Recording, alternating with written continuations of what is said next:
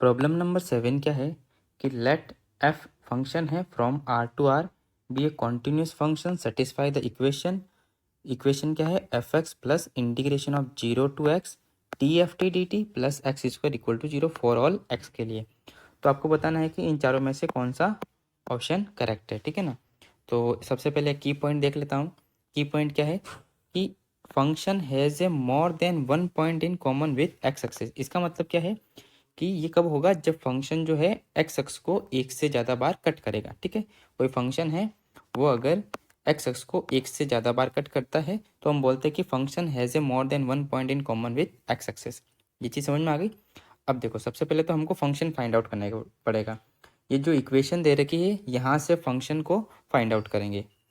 तो इक्वेशन क्या गिवन है, f x plus integration of 0 to x t f t d t plus x square is equal to 0। तो अब हम क्या करेंगे, फंक्शन को फाइंड आउट करने के लिए हम डिफ्रेंशिएट करेंगे ना, differentiate with respect to x. तो कितना होगा, ये होगा एफ डैश एक्स और इसका जो है डेरिवेटिव कैसे करते हैं, लेबनीज रूल से।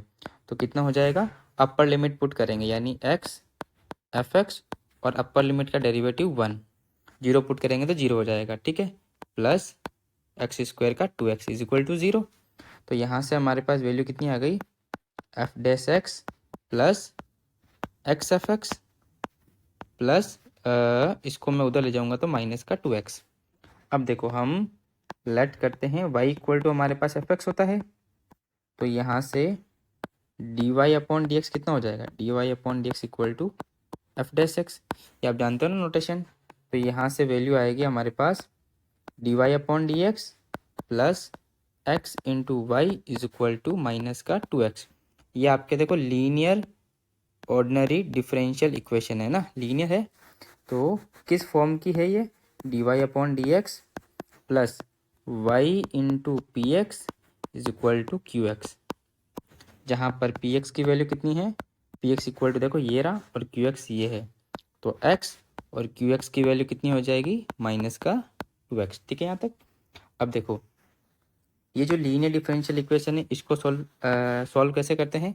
इसका जो सॉल्यूशन होता है वो होता है y into integrating factor equal to integration of q into integration factor. जानते हो ये 12th में पढ़ा होगा, dx। तो अब इंटीग्रेशन फैक्टर निकालते हैं।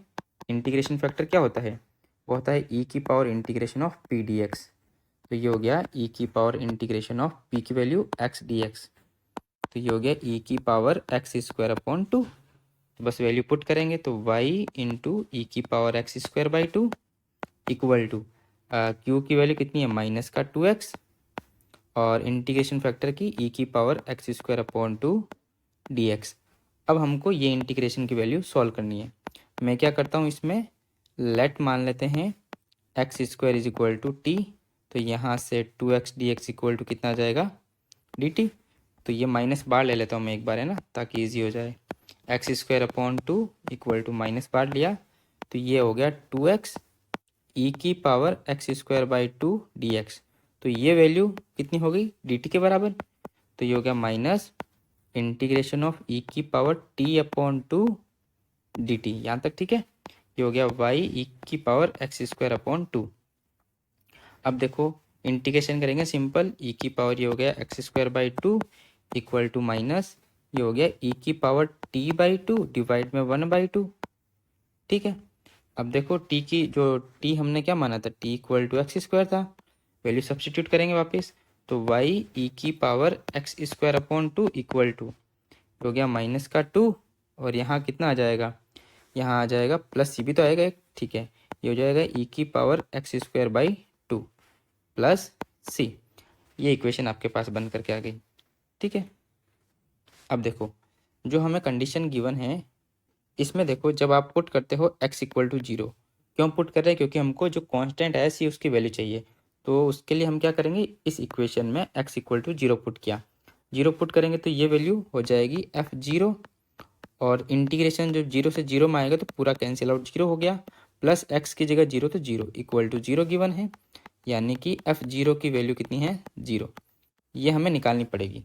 ठीक है, F0 की वैल्यू 0 है, ये वैल्यू पुट करेंगे यहाँ पर। F0 इक्वल टू 0 का मतलब है x इक्वल टू 0 और y इक्वल टू 0। तो जैसे ही मैंने 0 पुट किया तो 0 e की पावर 0 इक्वल टू -2 e की पावर 0 प्लस c। तो यहाँ से c की वैल्यू कितनी आ गई 2। तो y e की power x square by 2 equal to -2 e की power x square by 2 plus 2। तो जैसे ही y की वैल्यू कितनी आ जाएगी, ये हो जाएगी 2 e की power minus x square by 2 और कितना हो जाएगा माइनस का 2। ये हमारे पास फंक्शन बन के आया f(x). ठीक है, अब ऑप्शन देखते हैं। ऑप्शन पहला बोल रहा है कि f(x) has a more than 1 point in common with x axes.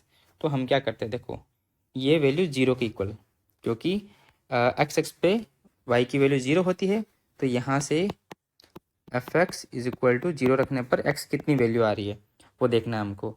तो ये हो गया 2 e की power minus x square by 2 -2 equal to 0। तो यहाँ से हो गया e की power minus x square by 2 equal to 1, यानी कि e की power x square by 2 equal to 1, और 1 को लिख सकते हैं हम e की पावर 0। तो यानी कि x square by 2 equal to 0, यहाँ से x की वैल्यू 0 आ गई। तो यानी एक ही पॉइंट आ रहा है, इसका मतलब गलत बोल रहा है, ये ऑप्शन रॉन्ग है। f(x) मोर देन 1 पॉइंट नहीं है, केवल एक ही पॉइंट है, तो ये ऑप्शन गलत हो गया। अब हम फंक्शन देखते हैं कि ओड है या इवन। तो फंक्शन गिवन है हमारे पास f(x) is equal to 2 e की power minus x square by 2 -2। तो इसमें क्या करेंगे, ओड इवन के लिए x को रिप्लेस करेंगे माइनस एक्स से। तो 2 e की पावर माइनस एक्स स्क्वायर है ना, तो यहाँ पर देखो ये एक्स स्क्वायर ही हो जाएगा, है ना, क्योंकि एक्स स्क्वायर में हम जैसे ही माइनस एक्स पुट करेंगे तो सेम टू सेम कितना आ जाएगा, एक्स स्क्वायर आ जाएगा। तो फंक्शन जो है f minus x equal to f(x) आ गया, यानी कि इवन फंक्शन है। तो और तो है नहीं, तो ऑप्शन नंबर कौन सा, सेकंड भी रॉन्ग हो जाएगा। अब देखो लिमिट निकालने, एक तो प्लस इनफाइनाइट पर माइनस इनफाइनाइट पर। प्लस इनफाइनाइट पे बोल रहा है 2 आ रहा है, माइनस इनफाइनाइट पे बोल रहा है -2 आ रहा है। तो चेक करते हैं सिंपल कि limit x tending to infinite f(x) is equal to limit x tending to infinite 2 e की power minus x square by 2 -2। तो इसको कैसे लिखेंगे, limit x tending to infinite 2 upon e की पावर एक्स स्क्वायर बाई 2 लिख सकता हूँ -2। जैसे ही इनफाइनाइट पुट करेंगे तो ये वैल्यू कहाँ जाएगी, ये वाली है ना, ये वैल्यू जाएगी इनफाइनाइट पर। तो 2 अपॉन इनफाइनाइट कितना होगा 0। तो यहाँ वैल्यू कितनी आ गई -2, जबकि वो 2 बोल रहा है। और limit x tending to minus infinite पर देखेंगे तो f(x) is equal to limit x tending to minus infinite, और ये हो गया 2 अपॉन e की पावर एक्स स्क्वायर बाई 2 -2। तो देखो यहाँ पर माइनस इनफाइनाइट और प्लस इनफाइनाइट हो, यहाँ पॉजिटिव एक्स स्क्वायर है, तो भी इसी केस में भी 2 बाई इनफाइनाइट -2, यानी कि 0 -2 इक्वल टू कितना आ जाएगा -2। तो D option is correct. C wrong क्यों है, क्योंकि -2 बोल रहा है, जबकि ऑप्शन में दे रखा है कि +2, तो ये एक रॉन्ग हो गया। Option number D is correct.